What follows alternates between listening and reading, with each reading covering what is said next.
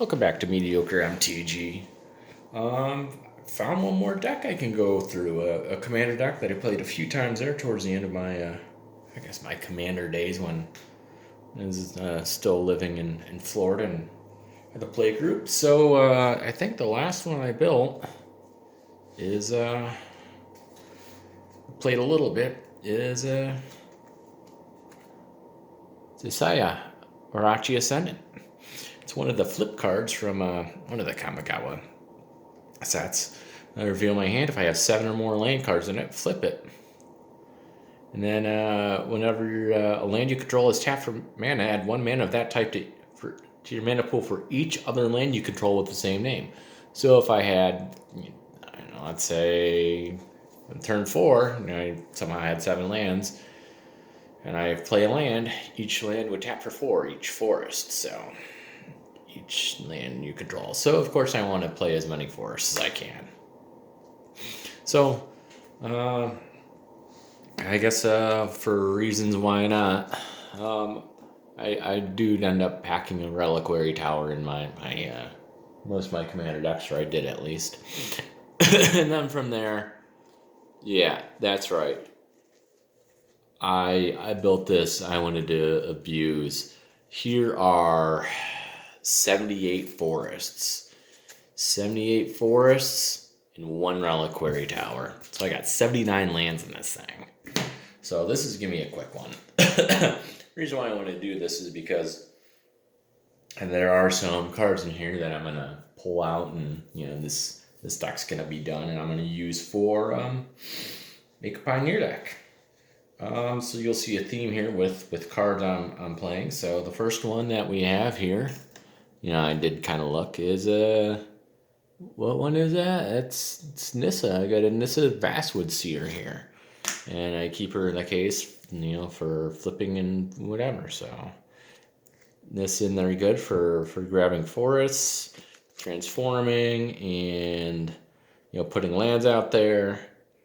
Just in there for lands, That's Nissa likes lands. We'll go bottom the other way. Oran Reef Hydra with the landfall, putting counters on it. It's got a lot of force in here, and there's a couple ways it could probably trigger landfall. So we got the Hydra in there. Squall Line, so dealing damage to players and creatures with flying. So if you essentially have 7 lands out, I can. Well, I guess at that point, yes, 7 lands. I'd be doing 47 damage to everyone. I have 49 for my mana, so I kind of kill everyone. Why not? Got Nylea, God of the Hunt. Give trample. And of course, with the mana, I'm hoping to be able to use for this thing. Giving massive repeated buffs. Rites of Flourishing in there, drawing extra cards, playing additional lands. This is a nice little group hug card that, of course, benefits me as well. Boundless Realms. Look for up to X basic land cards, where X is the number of lands I control, and put them on battlefield. And that's how we get some landfall. Digging out lands, of course, too, because if I'm running 78 lands, or 79 lands, I'm gonna need to get some out fast. Good old Pulakrinos. So this is a card I'm on the fence on if I want to end up playing it in my X deck. It's got Monstrosity, dealing damage with Monstrosity. So he was a beast in Red Green Monsters way back when. Got a Domesticated Hydra. Here's a random uncommon one, again with Monstrosity. Goal is, if you get it big enough, you can have enough mana, and see Sasaya is flipped, then you can have a big Hydra. Horde of Greed in there, play a land, draw a card. Yeah, that kind of helps more group hug, but green has inadequate card draw on its own, except for things like that, so that helps. Hero's Bane comes in with +1/+1 counters, adding more +1/+1 counters. Again, you can see with paying, the two generic and 2 green, kind of pretty much doubling its power every time you're able to do that. You got Nissa World Waker. Apparently, she's spiking.